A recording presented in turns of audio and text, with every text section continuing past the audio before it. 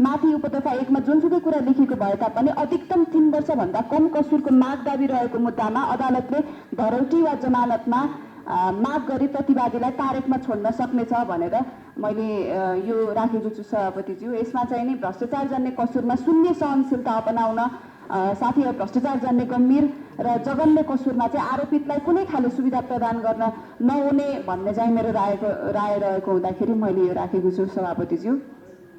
त्यस्तैले मैले अब यो मूल ऐनको दफा 37(2) पछि पनि उपदफा 3 थप गर्नुपर्ने भनेर थप नै प्रावधान मैले राखेको छु। यो चाहिँ मूल ऐनकै हो। उपदफा 3 को अतिरिक्त यस दफा बमोजिम राष्ट्रिय सतर्कता केन्द्रले प्रचलित कानुनमा जुनसुकै कुरा लेखेको भए तापनि अनुचित कार्यको प्रभावकारी रूपमा नियन्त्रण तथा अनुचित कार्यको रोकथामको निम्ति जनचेतना अभिवृद्धि गर्नुका साथै अनुचित कार्यको सम्बन्धमा कुनै राष्ट्रसेवक कर्मचारी उप मुद्दा हेर्ने अधिकारी समक्ष मुद्दा दायर गर्न सकिनेछ भनेर एउटा यो राखे। यसमा चाहिँ मलाई के लाग्छ भने नेपालको संविधान जारी भए पश्चात यो अख्तियार दुरुपयोग अनुसन्धान आयोगबाट अनुचित कार्यको क्षेत्राधिकार खोसिएकोमा अनुचित कार्यको अनुसन्धान तथा अभियोजनको क्षेत्राधिकार राष्ट्रिय सतर्कता केन्द्रलाई दिनु चाहिँ उपयुक्त हुन्छ भनेर मैले ठानेर मैले यो संशोधन राखेको छु सभापतिज्यू। त्यस्तै दफा 38 मा त पछि ठ र ड थप्नुपर्ने भनेर मैले यो पनि राखेको छु। मैले ठमा चाहिँ के राखेको छु भने सभापतिज्यू अनुचित कार्य सम्बन्धी कसुरको अनुचित कार्यको प्रभावकारी रूपमा नियन्त्रण तथा अनुचित कार्यको रोकथामको निम्ति जनचेतनाको अभिवृद्धिका कार्यक्रम सञ्चालन अनि डमा चाहिँ अनुचित कार्य सम्बन्धी कसुरको अनुसन्धान तथा अभियोजन भनेर मैले थपेको पनि छु। यसमा चाहिँ राष्ट्रिय सतर्कता केन्द्रको अधिकार अनुचित कार्यको सम्बन्धमा बढाउनु पर्ने भएकाले मैले अलिकति क्षेत्राधिकार बढाउनको लागि यो राखेको हो, थप गरेको हो। त्यस्तै मैले 38 पछि 38 क थप्नुपर्ने भनेर मैले यो एउटा थप पनि राखेको छु सभापतिज्यू। जसमा चाहिँ मैले के थप गर्न चाहेको छु भन्दाखेरि 38 क अनुसन्धान तथा अभियोजनकै बारेमा हो।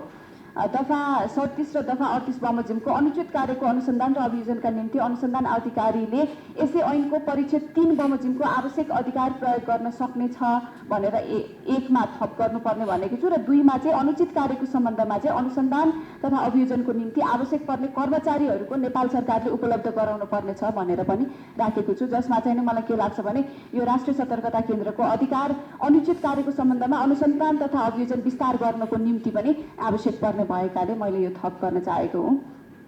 त्यस्तै दफा 59 पछि चाहिँ 59 क पनि थप्नुपर्ने भन्ने मैले राखेको छु। जसमा चाहिँ मैले के लेखेको छु भने प्रमाणको भार प्रचलित कानुनमा जुनसुकै कुरा लेखेको भए तापनि कुनै व्यक्तिलाई यस ऐन अन्तर्गतको कसुर गरेको अभियोग लागेमा सो कसुर आफूले गरेको छैन भन्ने कुराको प्रमाण निजले नै पुर्याउनु पर्नेछ भनेर मैले यसरी यो थप गरेको छु। किनभने प्रमाणको भार वादी नेपाल सरकारबाट प्रतिवादीमा सारी भ्रष्टाचार जन्य कसुर चाहिँ जरैबाट उन्मूलन गर्नुपर्ने भएको कारणले पनि यो गर्दाखेरि उपयुक्त हुन्छ भन्ने मैले ठानेको छु र 59 क पछि 59 ख पनि थप गर्नुपर्ने भनेर मैले राखेको छु। जसमा चाहिँ के छ भने अनुसन्धान सम्बन्धी विशेष व्यवस्था जसमा भ्रष्टाचार जन्य तथा अनुचित कार्यको कसुरको सम्बन्धमा कुनै राष्ट्रसेवकले कुनै काम गर्न वा नगर्ने भनी घुस वा रिश्वत माग गरेको भन्ने उजुरी परेको तथा सो उजुरी तथा उजुरी साथ पेश भएका प्रमाण उपर आवश्यक अध्ययन तथा अनुसन्धान गर्दा सो उजुरी विश्वासिलो लागेको अवस्थामा